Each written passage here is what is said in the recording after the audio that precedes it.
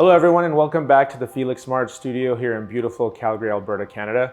Today we're going to be talking about preventing algae in new aquariums. Now algae is something that everyone gets no matter how new or old the aquarium is, but you tend to have more issues with it as you start off a brand new setup. So to understand algae, we have to realize that it is one of the oldest plant organisms out there, and therefore it's adapted really well to be able to grow under the worst conditions. When you set up a new aquarium, your new setup is not going to be well balanced, and this is going to essentially open the gate for algae to start growing.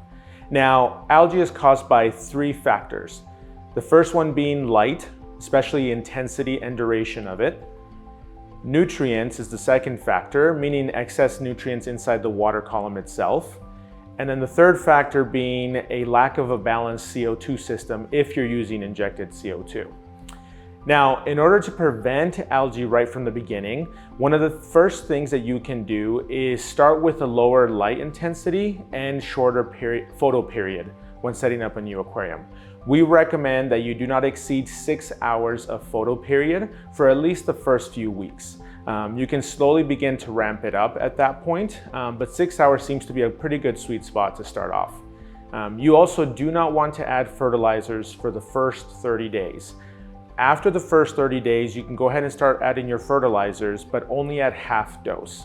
And this is going to be really important. At the beginning of your aquarium's life, it is going to be releasing lots of nutrients from the soil you might be using, or even just from the stuff you might have in there. And that's going to be enough for the plants to grow. They're going to be focusing on getting their roots into the substrate, not necessarily on creating new foliage. So during that time, if you have too many nutrients in the water column, algae is just going to use that to grow itself. And then the last tip to prevent algae is to have consistent CO2 injection if you're using CO2. This means not to fiddle too much with it right at the beginning. Just try to decide how many bubbles per second you want to use and give that a go, and just let that go for the first little bit before trying to switch things around. And this will prevent any imbalances in the pH, which could help algae grow as well. Now, the most common types of algae that you're going to get at the beginning starts with brown algae or diatom algae. Now, this is actually one that you should be happy to see. While it can make your tank look a little dirty, it is actually one of the easiest algae to manage. And that's because while it does begin about 1 to 3 weeks of your aquarium's life, it also only lasts about 1 to 3 weeks. Diatom algae or brown algae will actually kind of take care of itself. As your tank becomes more and more balanced, it will slowly disappear. And that's because a lot of the microfauna that's in your tank will actually consume it. Now, if you already have fish or shrimp or something like that in your tank, they will also eat this brown algae as well. You can scrape it off and siphon it off, but honestly, it's not necessary, as again, it is going to take care of itself within a few weeks. Now, occasionally as your aquarium becomes older, you could potentially see brown algae reappear again. And that's just an indicator that something perhaps is not quite balanced. You can always use a test kit to see what that might be. Maybe you have excess nitrates, maybe your pH is a little off. But for the most part, it's just going to take care of itself or be consumed by the livestock that you'll have in it. Now, while white fungus is not necessarily an algae, it is something that you're going to see in a brand new setup, especially if you're using spiderwood or kind of like long branchy, lighter colored woods. You are going to see this white fuzz or film that kind of goes all over those things. This is completely harmless, and again, you don't have to do anything about it if you prefer. You can just leave it be. It will disappear on its own. It will be consumed by the microfauna in your tank or by any fish or shrimp that you might have. If you don't like the way that it looks, you can also just scrape it off or siphon it off. But this white fungus will also take care of itself in due time. So the nice thing about it is that those two particular things are easy for you to take care of. Now, if you start seeing other forms of algae, what we're going to do now is actually discuss some tips that can help you deal with them.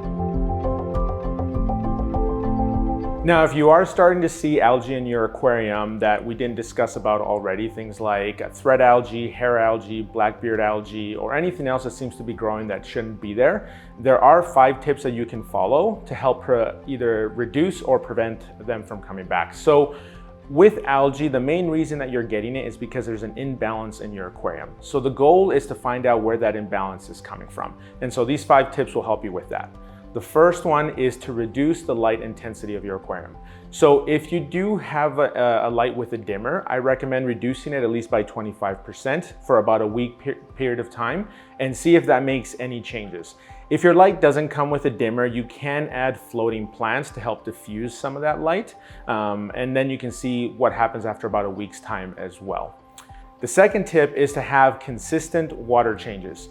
Now, with this, you want to make sure that you're always doing your water changes weekly or more, depending on where you are in the life of your aquarium. But if you're seeing that you're getting algae, you definitely want to reconsider how often you need to do them. You might need to add an additional water change a week, or maybe you just need to increase the volume of water that you are changing on your weekly water change. But go ahead and give that a try, as chances are you may have excess nutrients in your water column. Now, if you have a test kit, you can definitely measure the nitrates and see if that's actually the case. But you're never going to have any issues if you do increase the water changes, whether you have high nitrates or not. The third tip is to have a strong biological filtration. Now, this can be a little more difficult to gauge since you can't really measure biological filtration.